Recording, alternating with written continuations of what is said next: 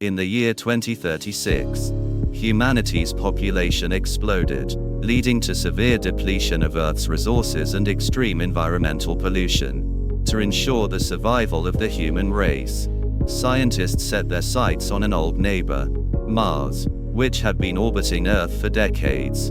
Probes carrying algae and jujube seeds were sent to Mars to propagate life and create oxygen for human habitation. 20 years passed, and the oxygen levels on Mars steadily increased, approaching a level suitable for human life. But one day, the oxygen levels began to drop unexpectedly. Left with no choice, a team of scientists was dispatched to investigate. Among them was the mission commander, Ellie, the only female member, and a biologist, accompanied by some of the brightest minds in their respective fields. They were also joined by a robotic dog, Pathfinder, for exploration. After a long journey, the spacecraft detached from the space station and began its descent towards Mars. Just as they prepared to release the landing capsule, a powerful solar storm hit, bombarding the ship with gamma rays and causing extensive damage. The calm and collected Blas instructed the team to enter the landing module, while he stayed behind to manually assist in their escape. However, the module's navigation system was also damaged, forcing them to switch to manual control. They jettisoned the landing gear containing the robotic dog and deployed airbags for a rough landing on the edge of a cliff, tumbling down before finally coming to a stop.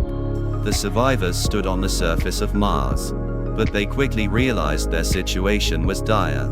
Not only had they lost contact with the main ship, but they also landed far from their intended destination. Consulting their map, they identified the location of a bioengineering lab, which had ample oxygen and supplies. Their objective was to reach the lab before their oxygen ran out. One crew member was severely injured and unable to walk, forcing the rest to leave him behind. The remaining 4 headed toward the lab, feeling increasingly uneasy as they saw no traces of the jujube crops that had been cultivated for 2 decades. When they finally arrived at the lab, they were met with devastation. The base was dilapidated and abandoned, with no resources to sustain life. Their oxygen levels continued to deplete, and they resigned themselves to their fate, sitting on the barren Martian soil, awaiting death. Just as the first to run out of oxygen, Peter collapsed and reflexively removed his helmet. He was shocked to find that he could breathe. He immediately informed the others, who, in disbelief, opened their helmets and breathed in Mars air. Confused by this phenomenon, as previous tests had shown that oxygen levels were too low, they tried to contact Ellie on the ship to report their findings. As night fell and temperatures dropped, the team burned the abandoned base for warmth. Meanwhile, the discarded robotic dog found its way back to them. Peter inspected it and discovered severe damage to its internal chip. He planned to dismantle it to extract its power source. But the dog, upon realizing their intent, activated its combat mode and violently attacked them, seriously injuring Bowman before retreating to avoid further harm. Despite the danger posed by the rogue robot, the group pressed on and eventually found a discarded rover with a working radio. Successfully re-establishing contact with Ellie, she informed them that the ship had been severely damaged by the solar storm and couldn't send a rescue pod. Their only hope was to walk 100 kilometers to reach the decades-old lander, as the Mars One's remaining fuel would not keep it in orbit much longer. With only 19 hours until the ship had to return to Earth, the scientists set out on foot.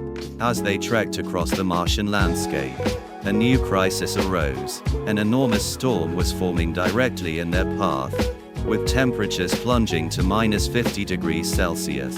They had no choice but to take shelter in a nearby cave. The robotic dog also arrived but chose not to attack, likely deterred by the fierce storm. In the cave, Peter revealed a secret. The lander could only accommodate 2 people, and he planned to sacrifice himself to draw the robot away. However, Jerry had other plans and stole the radio in an attempt to leave the group behind. His betrayal was short-lived as he was quickly killed by the robot. Now, only Peter and Bowman remained. As they searched for Jerry's body to retrieve the radio, they stumbled upon a massive field of algae and worms near his corpse. Bowman quickly realized that these worms must be consuming the algae, explaining the depletion of oxygen-producing plants. He began collecting samples but was suddenly swarmed by worms, drawn by the scent of his blood.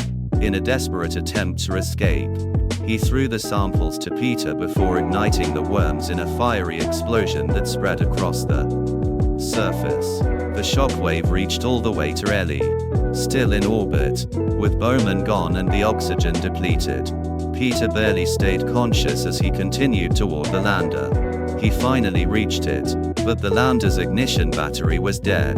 At the same time, Mars 1 was forced to adjust its orbit, leaving Peter with no way to return. In his despair, he transmitted a final message to Ellie, confessing his long-held love for her before they lost contact. As Peter awaited his fate, the robotic dog's drone appeared. Realizing the dog had a high-voltage battery, Peter set a trap. When the dog arrived and initiated an attack, the trap detonated, destroying both the drone and the robot. With the battery in hand, Peter ignited the lander's engine and launched himself into space. However, halfway through, the lander ran out of power, leaving Peter unconscious.